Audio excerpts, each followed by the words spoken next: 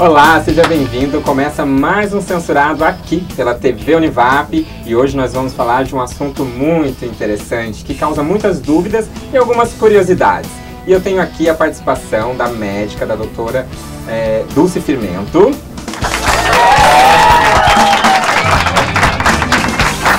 E também a professora de Biologia aqui do Colégio Univap, Caroline Souza.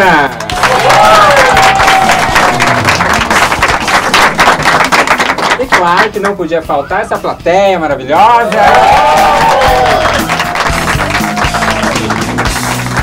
Tem aluno aqui de rádio e TV. Tem aluno que é mais de publicidade, propaganda. Quem quer? Não, tem a lá também.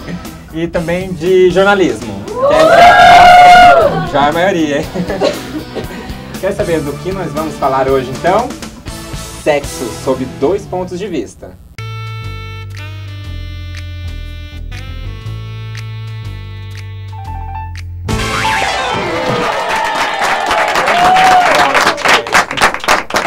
Sempre causa alvoroço, né? Sexo lá, sexo cá, sexo em qualquer lugar e, por que não, sexo aqui com a gente, né? Vamos falar desse assunto. Doutora, responde já pra mim, pra começar. O sexo, mesmo com toda essa banalização, né? Sexo fácil, na esquina, na internet, qualquer lugar, né? Ficou banal mesmo. Quando a gente vai conversar sobre esse assunto, ele ainda é um tabu, causa timidez. Como que funciona isso?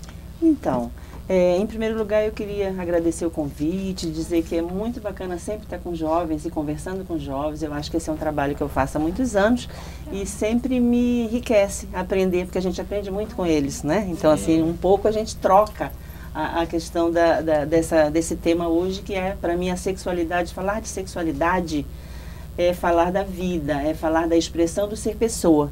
Então, sempre né, entre aspas, um tabu, dependendo de quem conversa e com quem se conversa, porque eu acho que é um assunto que a gente pode tratar com a maior seriedade, com o maior respeito, porque é exatamente isso que faz a gente encontrar nos diálogos e encontrar, muitas vezes, as opiniões diferentes e saber repensá-las. Sim, então, e isso tem a ver também um pouquinho com cultura, por exemplo. Lá, quando a gente é criança, a gente aprende que sexo é errado. Que não pode fazer sexo, que é proibido, que sexo é pecado, não pode, é pecado, entendeu? Tem um pouquinho a ver com isso, a gente teria que mudar isso? Então, eu acho que toda a sexualidade, ela tem a ver exatamente isso, ela tem a ver desde a questão do gênero, né, com toda a questão da identidade sexual, da orientação sexual, dos valores, da cultura, da nossa história de vida.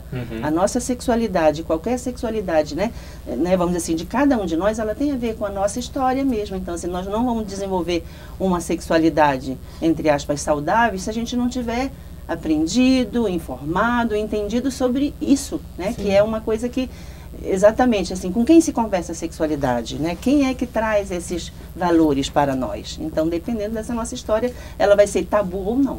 Geralmente, doutor, os pais têm vergonha de falar desse assunto com os filhos e os filhos têm mais vergonha ainda, né? Na hora que o pai chega e fala assim, filho, a gente precisa ter aquela conversa, pronto. Né, já fica com vergonha, já se tranca no quarto, não quer. Como que o pai pode começar a abordar esse assunto? Porque, né, dependendo da idade, que está naquela época de modificação de corpo, de voz, começa a sentir coisas. Como que pode ter esse diálogo do pai? Isso, eu acho que assim, em primeiro lugar, uma conversa inicial que precisamos explicar é assim, o que é a banalização, né? Para mim, vamos dizer assim, a banalização é quando você expõe o próprio corpo, você expõe a imagem, você se expõe, não é? E aí isso é muito evidente hoje, a gente está vendo em tudo que é lugar, em novelas, em reality shows, em várias propagandas. Então a gente, né, banaliza de uma forma visual e erotizada. Sim, sim. E tem um outro lado que eu não acho que é banalização, é quando você atualmente conhece mais os seus direitos sexuais e reprodutivos, você tem mais informação, você tem mais acesso à comunicação saudável. Hoje em dia, informação é fácil, e aí, né? Entra na família. Então é muito interessante quando a família pode trazer para os seus filhos, e aí tem que começar na infância, precisa começar na infância, porque é aí onde as pessoas estão se né, se entendendo como ser pessoa. Tem uma idade certa, doutora, para então, começar? não, porque a criança pequenininha, quando ela começa a entender, ela começa a perguntar de onde ela nasceu, né? Então, tem muitas perguntas onde as crianças perguntam. Essa pergunta, eu até ia perguntar então, a gente sabe, né, aí um veio da cegonha, o outro veio do avião. Legal, então, acho que não, acho que tem que ser muito verdadeiro. E a criança, elas vão entendendo mesmo, porque elas só perguntam o que elas querem ouvir. E muitas vezes a família, no intuito de ensinar, né, a coisa certa, ela mente. Ela mente no sentido de dizer, você veio do avião, porque ela não sabe dizer, porque aquilo é um tabu tão grande. Não sabe como conversar, que a célula da mãe com a célula do pai, é que talvez a criança entenda ou não, mas, né, e tem várias formas de explicar isso. E cada família vai ter dentro do seu valor. Então, tem mães que explicam assim, olha, mamãe namorou com seu pai, e aí, né, você foi feita desse namoro da mamãe com o papai, que veio da sua barriguinha, e que você ficou pequenininha, era um ovinho e depois foi crescendo. Tem outras formas de explicar, né, que você, né, que tem inclusive livros que mostram, assim, de uma forma muito saudável, a orientação para crianças, né, mostrando as células, assim, não célula no sentido, o que é óvulo, a criança nem sabe o que é isso, espermatozoide. Então, assim, ela tem uma forma educativa, que talvez a professora também possa, né, nos ajudar nesse sentido, de como você orientar uma criança para que não fique um mistério. Entendi. Então, e tem muitas piadas em relação a isso, que ficaríamos horas aqui conversando. Quem que já veio da cegonha, né? Quem que já veio da cegonha, quem que já veio do avião, quem que já veio num balão. Então, assim, várias formas a gente tem. Mas para a criança, muito sinceramente, a gente pode falar aquilo que você consegue falar. Porque senão você sempre o mais próximo do real, do entendimento da faixa etária daquela criança. Entendi. Porque assim, como exatamente não tem uma resposta única, porque uma criança de 5, quando perguntar, é diferente de uma de 9.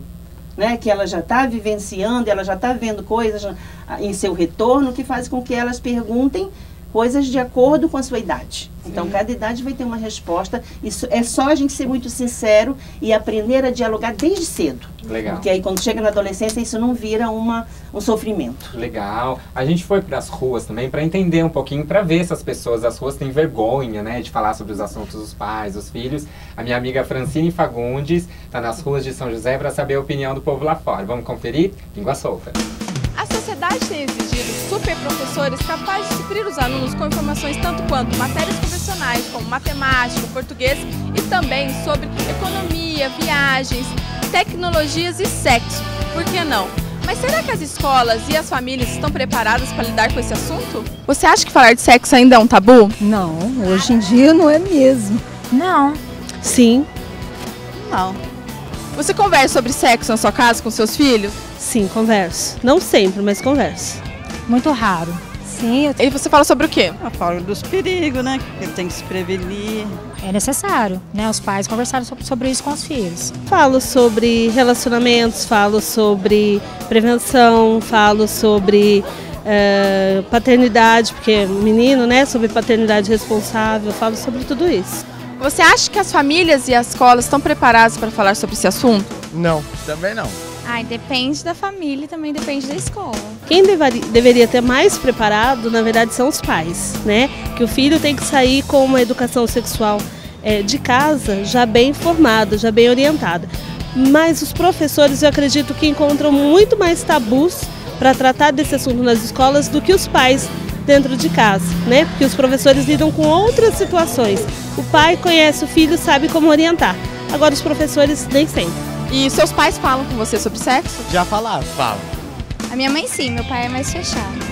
O que eles falam? Como se proteger, use camisinha principalmente. E explicando, né? Pra mim não poder entrar pra ter filho mais cedo, tudo, mas ela sempre procura falar num jeito meio jovem. Um deles é como se proteger e tomar cuidado com quem for fazer. Aqui nas ruas descobrimos que as pessoas estão mais preocupadas em se prevenir para não engravidar. Mas e os riscos e as doenças? Como fica isso, Eri? Eu sou Francine Fagundes e esse foi o Língua Solta. Mandou muito bem, hein, Francine? Gostei de ver como que o povo tem vergonha de falar sobre isso, né? Mas essa pergunta que você me fez, não sou eu que vou responder, não. É aqui, ó, é a professora de biologia, a Caroline Souza, né, Carol? Isso. E, Carol, é isso mesmo? Os pais e os professores, eles estão preparados para falar sobre esse assunto? Então, por exemplo, o professor da área de ciências, né, ele tem que estar preparado, né, porque é uma obrigação, né, o cidadão, ele tem o direito, né, quando a gente forma cidadãos, e o cidadão ele tem direito de ter educação sexual.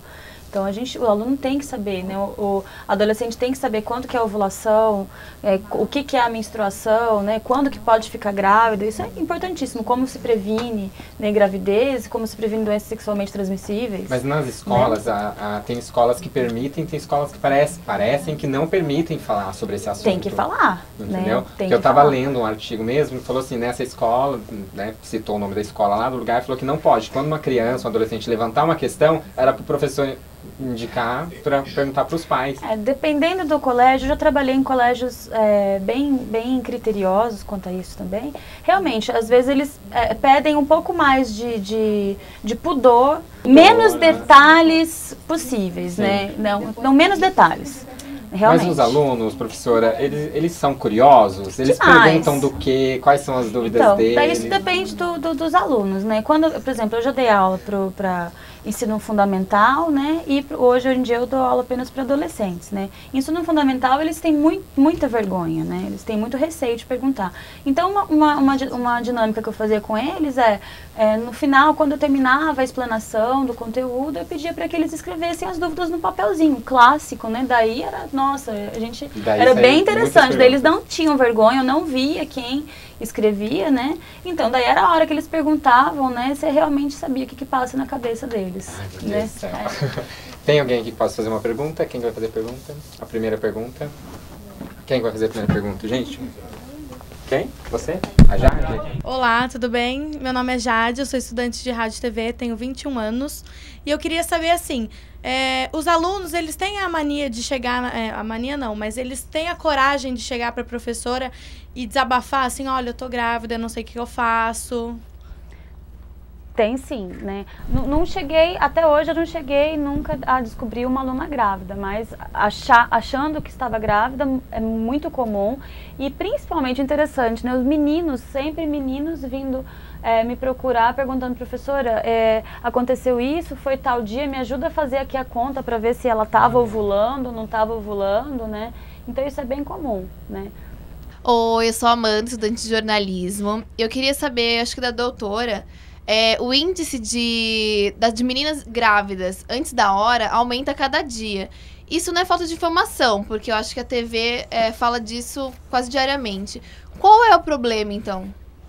Então, a gravidez na adolescência, como você mesmo trouxe, ela tem vários aspectos que influenciam na gravidez. Por quê? Então, assim, antigamente se falava, não se tinha informação, agora se tem. E aí, como mesmo assim elas engravidam? Por exemplo, eu trabalho com adolescentes multiplicadores, né? Eu faço um trabalho nas escolas de prevenção, orientando, falando desde, né, por uma ONG que depois eu posso apresentar. E as meninas, né, eu tenho meninas informadas que engravidam. Então, assim, o fator, ele vem exatamente daquele que falou, de toda uma história de vida dessa pessoa. Então, assim, ela pode ter informação, mas na hora de usar a informação, ela não consegue usar a informação. Por quê? Porque a própria adolescência, ela traz, né, no seu contexto, um histórico de quem é essa pessoa. Então, assim, ela tem, né, a curiosidade do adolescente, ela tem o imediatismo de, né, será que eu vou ter relação nessa hora? Mas e aí, cadê a camisinha?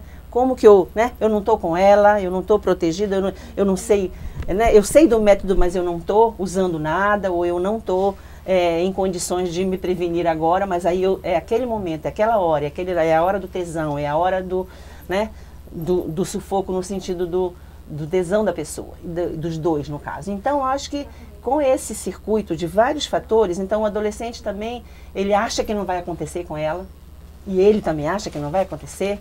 Então, assim, colocando as características do ser adolescente, muitos fatores influenciam. Às vezes tem meninas que engravidam para sair de casa, porque não estão bem em casa, e acho que ser mãe é um status que lhe dá. Eu sendo mãe, eu cuido de alguém, eu tenho alguém para cuidar, esse bebê é meu. Então, são inúmeros os fatores, por isso que a gente não pode colocar uma causa como fator, né, que propicia a gravidez na adolescência, porque são inúmeros. Nesse momento, nesse caso, seria legal a mãe ser amiga da filha, a filha amiga da mãe, ou vice-versa, o pai com o filho com a filha, o filho com a mãe? Isso, eu sempre acho assim, que mãe é mãe, né? E assim, pode ser mãe amiga, mas assim, mãe não é só amiga, ela é mãe amiga porque dialoga, porque conversa, porque é aberta, porque ela consegue ter proximidade desse assunto, Sim. porque desde a infância veio conversando sobre isso. Então, quando chega na adolescência, uma filha que tem, né, que tem pais, né, e aí eu nem coloco na mãe essa incumbência, é no pai também. Tem meninas que eu atendo que muitas vezes têm vida sexual ativa, que elas contam às vezes para os pais, homens, e não para as mães. Então, assim, por quê? Porque teve, né, a intimidade maior dela é com esse pai do que com a mãe. E muitas vezes é com uma tia, muitas vezes é com a avó. Então, assim, não tem a pessoa certa, mas a mãe, logicamente, sempre é uma referência, porque essa educação vem da família, e se ela tiver abertura para conversar, a primeira pessoa pode ser essa pessoa mais próxima do adolescente. Eu tenho mais uma pergunta, só que a gente tem que ir para o intervalo. A gente vai rapidinho, volta, não sai daí.